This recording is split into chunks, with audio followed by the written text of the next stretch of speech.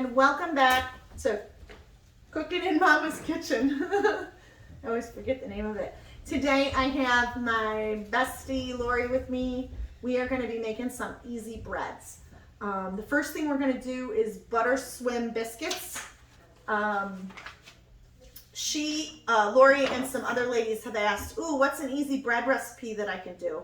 The one that I have is easy, but it does take a long time to proof. It takes overnight. So we're going to start that recipe in a little bit, and we're going to show you how it finishes tomorrow. But for right now, we are going to do some butter swim biscuits.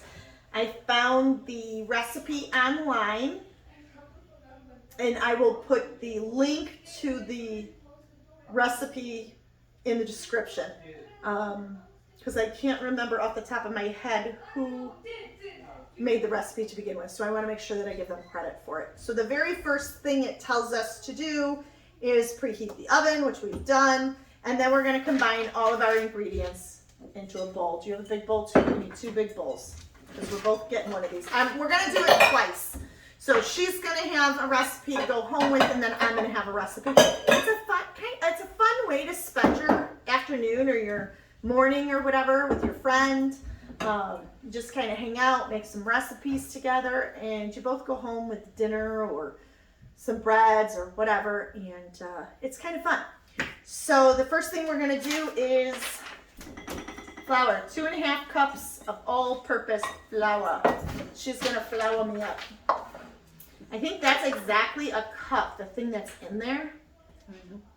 I'm 99.9% sure, but not 100, so... and we can use like this as a tablespoon or whatever. This is like a super easy recipe. It's supposed to be like foolproof. We're going to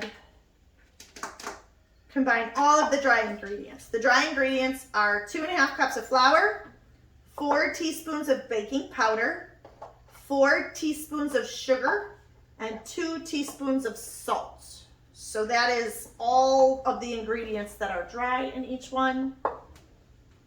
Let me grab the salt because it's close to me. I have a bad back. I'm kind of nursing myself, so if I stop mid-grab, you'll know why. But that's why she's here, to help me with all the things that I absolutely cannot do today. So let's see, 2 teaspoons of salt, 1, 2, 1, 2, and then we have 4 teaspoons of baking powder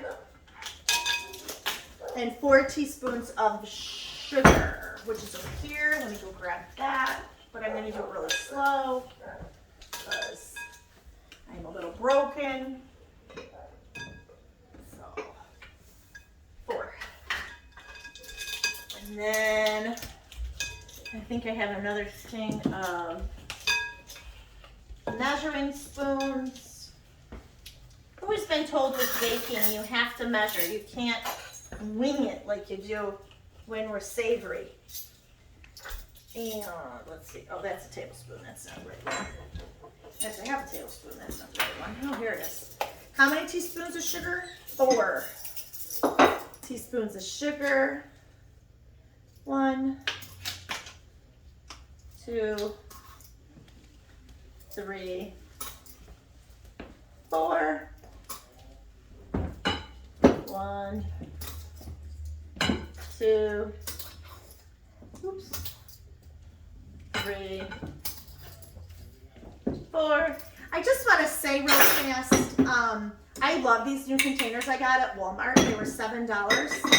That one holds a whole bag of flour, and this is just 1 bag of sugar. You could probably fit 2 in there. So next we're going to add the liquid ingredients, which is 2 cups of buttermilk. Add 2 cups of buttermilk and mix all the ingredients together. Is there another spatula there? And we can.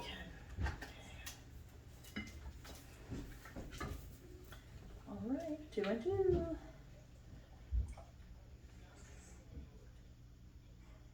2.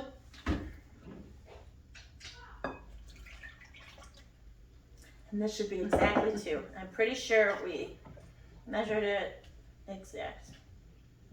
Look at that. That's called using your brain. Okay, and then we're gonna mix it. It says, mix it until a moist dough is formed. Now, I have never made this recipe. I'm not a big biscuit maker. I usually just buy them in the freezer section at the local grocery store. The Pillsbury Grands are a great option. They also have a breakfast biscuit, which works great for like biscuits and gravy, which I don't make, but my husband does, and I'm very grateful because it's one of my most favorite foods in the whole world. I could probably have that for breakfast, lunch, and dinner. So this is kind of nice with my bad back. It's kind of coming together really easy, and I'm not struggling to mix it, which I just am really, really happy about. And I think I need to get a knife because I think we're supposed to cut it once it's in the pan.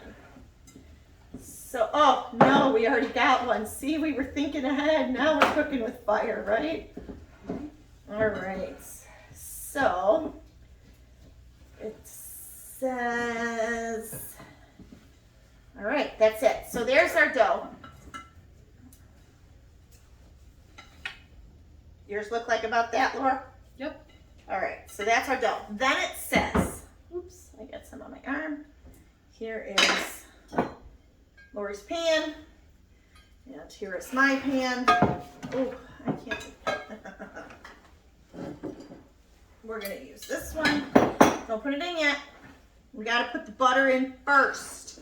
It says here, melt the butter, which we've already done. Put it in your pan. Okay, I got a story for you while we're putting this in our pan. So we're gonna put the butter in and then put this on top of the butter. Okay, so I have a story about this. Lori and I just went on a little overnight getaway. I don't know, a week ago, 2 weeks ago?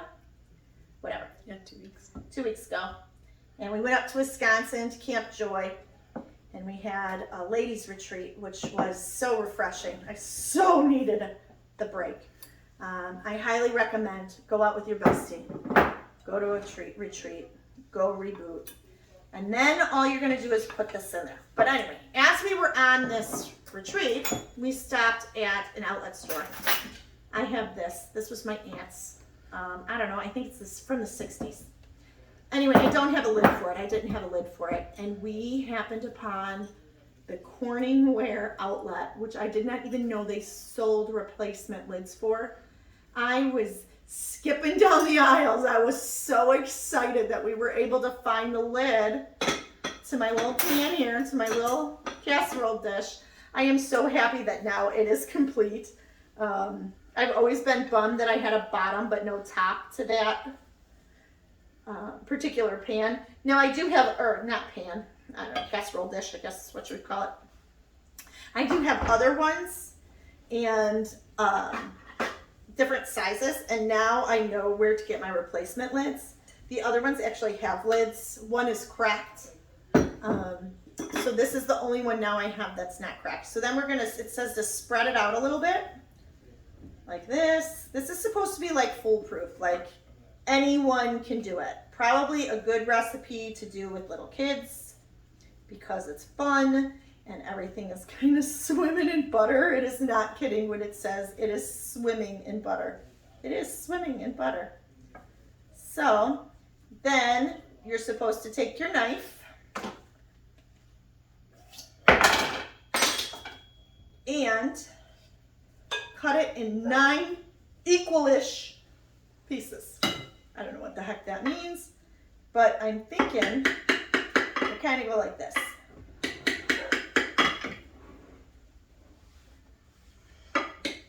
Those are some small biscuits. I want bigger biscuits, baby. Okay. Now this is just a regular Pyrex. I'm going to use my, I don't have a towel. Do I have a towel? Can I have that towel right next to you? Thank you. This is just a regular Pyrex. This one here is a Pampered Chef stoneware, which I absolutely love. I highly recommend if you have a stoneware like this that you make greasy stuff in it first to make it almost makes it non-stick. It's really cool. Don't use Pam in these. It leaves a film that you will never get off. You will not be happy with it if you use like Pam spray or something like that. If you need to oil it in any way, use either butter or just regular old olive oil. You will be very happy with that. But this is a Pyrex and you can do it anyway. This is what hers looks like. This is what mine looks like. We're going to shove it in the oven at 450, which is already preheated. And we're going to leave it in there for 20 to 25 minutes. I have a convection bake, so I'm going to check it after 17 because I do have it on 450. So I'm going to check it after 17 and see what happens. And we're going to go from there. So this is 22 minutes in the oven. You could definitely leave them in longer if you wanted them browner. Right when we took them out, the butter was bubbling all around the edges. I wish there was smell-o-vision. We need smell-o-vision. So that is our biscuits.